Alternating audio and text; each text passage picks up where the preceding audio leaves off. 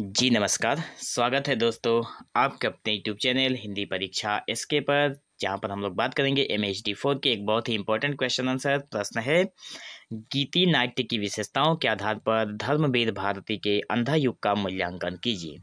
तो यहाँ पे आंसर में हम लोग लिखेंगे कि धर्मवीर भारती द्वारा रचित जो अंधा युग जो नाटक था, तो जवाब में लिखेंगे कि गीति नाट्य एक ऐसी नाट्य विधा है जिसमें काव्य और संगीत का समन्वय होता है। गीति नाट्य मतलब जिसमें गीत गाया जाता है और काव्य का और संगीत का भी समन्वय होता है, मतलब मेल होता है। इसमें संवाद, गीत, संगीत और मंचीय प्रदर्शन के माध्यम से कथानक को अभिव्यक्त किया जाता है। धर्मवीर भारती की कृति जो है अंधा युग को गीति नाट्य की उत्कृष्ट रचनाओं में गिनाया जाता है। धर्मवीर भारती की जो कृति है अंधा युग, उसको गीति नाट्य के रूप में ही माना जाता है। इस नाटक में पौराणिक कथानक, काव्यात्मक और सांकेतिक अभिव्यक्ति का अद्भुत संयोजन है। गीति नाट्य की विशेषताओं के आधार पर अंधा युग का मूल्यांकन इस प्रकार किया जा सकता है। तो गीति नाट्य की जो विशेषता थी उसके आधार पर अंधा युग का मूल्यांकन हम लोग कुछ इस प्रकार करेंगे, जिसमें काव्यात्मकता और गीतात्मकता, मतलब काव्य भी है और गीत का भी यहाँ पे जिक्र हुआ है। तो अंधा युग एक काव्य नाटक है जो काव्यात्मक शैली में लिखा गया है। काव्य नाटक है जो काव्यात्मक शैली में ही लिखा गया है। इसमें संवाद और कथोपकथन गद्य के बजाय पद्य में है। इसमें जो संवाद हुए हैं, जो लोगों के बीच जो बातचीत हुई है, वो स्टोरी जैसा नहीं है, वो कविता जैसी है, ठीक है, जिससे यह गीति नाट्य की परंपरा में पूरी तरह खरा उतरता है। इसलिए यह गीति नाट्य की परंपरा में पूरी तरह खरा उतरता है और नाटक में प्रयुक्त छंद, अलंकार और प्रतीकात्मक जो भाषा इसकी गीतात्मकता को गहराई देते हैं, ठीक है। दूसरा नंबर पॉइंट में लिखेंगे संगीत और नाटकीयता का समन्वय, मतलब मेल, ठीक है। तो संगीत का भी इसमें मेल हुआ है, तो लिखेंगे कि गीति नाट्य में संगीत महत्वपूर्ण भूमिका निभाता है और अंधा युग में यह विशेषता स्पष्ट रूप से दिखाई देती है। नाटक के संवादों और काव्यांशों को संगीतबद्ध करके मंच पर प्रस्तुत किया जा सकता है।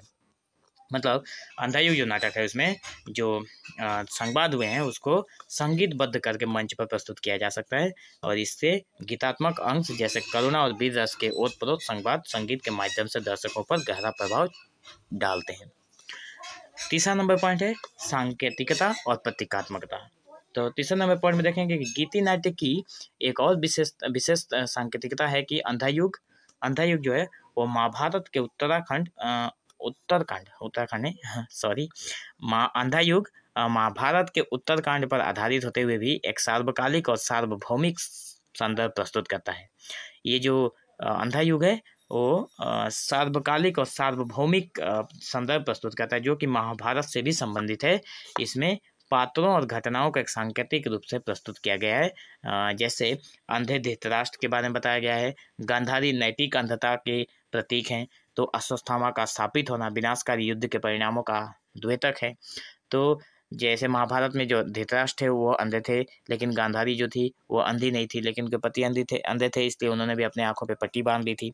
तो और अश्वत्थामा जो थे वो अंत में स्थापित हुए कृष्ण के द्वारा। तो ये विनाशकारी जो युद्ध हुआ था उसका परिणाम अश्वत्थामा के ऊपर ही गया।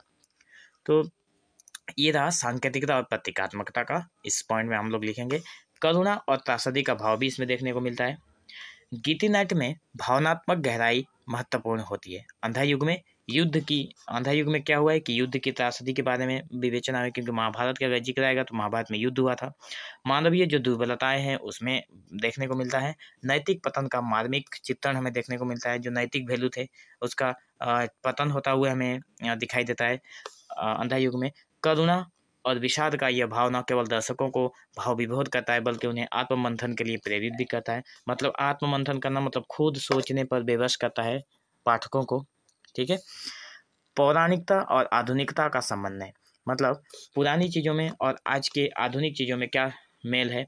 तो अंधा युग में गीति नाट्य की परंपरा के अनुरूप पौराणिक कथानक का प्रयोग हुआ है, लेकिन इसे आधुनिक संदर्भ में प्रस्तुत किया गया है। पौराणिक ऐतिहासिक कहानियाँ तो है, लेकिन इसे आधुनिक संदर्भ में प्रस्तुत किया गया है।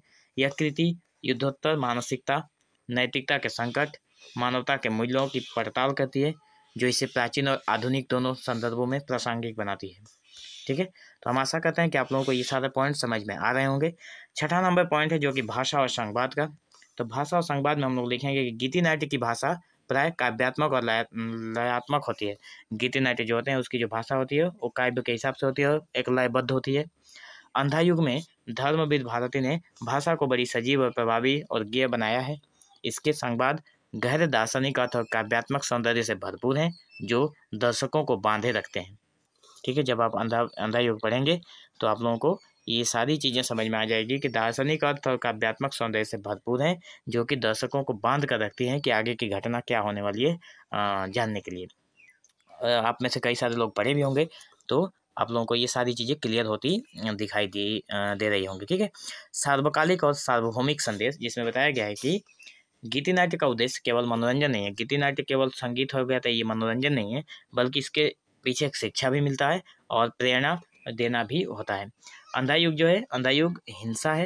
अंधा युग हिंसा, प्रतिशोध और नैतिक पतन के विनाशकारी परिणामों को दर्शाते हुए शांति, प्रेम और मानवता के संदेश भी देता है। तो अंधा युग जो है, जिसमें बताया गया है कि महाभारत के युद्ध के बाद हुआ क्या है कि वहाँ पे हिंसा खत्म हुआ, प्रतिशोध की भावना खत्म हुई, नैतिक पतन जो हो रहे थे उस पर रुकावट आई और क्या स्थापित हुआ, शांति स्थापना हुई, प्रेम स्थापना हुआ और मानवता को एक नया संदेश मिला। ठीक है, तो निष्कर्ष के रूप में हम लोग ये लिख सकते हैं कि धर्मवीर भारती का अंधा युग गीति नाट्य की सभी प्रमुख विशेषताओं को समाहित करता है और ये काव्य संगीत और नाटकीयता का अद्वितीय समन्वय है। संगीत और नाटक इसमें दोनों में देखने को मिलते हैं।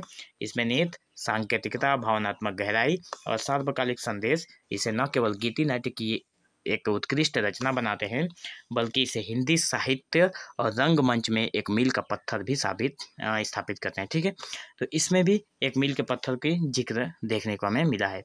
तो बताया गया है कि जो धर्मवीर भारती द्वारा जो अंधा युग की रचना की गई थी उसकी प्रमुखता बहुत थी, उसकी जो विशेषता है वो बहुत ही प्रमुख है। और इसमें जो निहित का मतलब इसमें जो हमें दिखाई देता है वो सांकेतिकता है, संकेत दिखाई देता है, भावनात्मक गहराई दिखाई देती है और सर्वकालिक हमेशा के लिए जो एक संदेश दिखाई देता है वो गीति नाट्य की एक उत्कृष्ट रचना बनाती है। वो गीति नाट्य को एक उत्कृष्ट रचना बनाती है। ठीक है, तो हम आशा करते हैं कि आप लोगों को वीडियो पसंद आया होगा। तो आप लोग इसी तरह के इंटरेस्टेड वीडियो पाने के लिए चैनल के साथ बने रहें और डिस्क्रिप्शन में लिंक है, अगर आप PDF फ्री में पाना चाहते हैं तो लिंक टेलीग्राम ज्वाइन करके आप लोग ये PDF फ्री में डाउनलोड करके भी आप पढ़ सकते हैं। सो वीडियो में अंत तक बने रहने के लिए आपका बहुत बहुत धन्यवाद।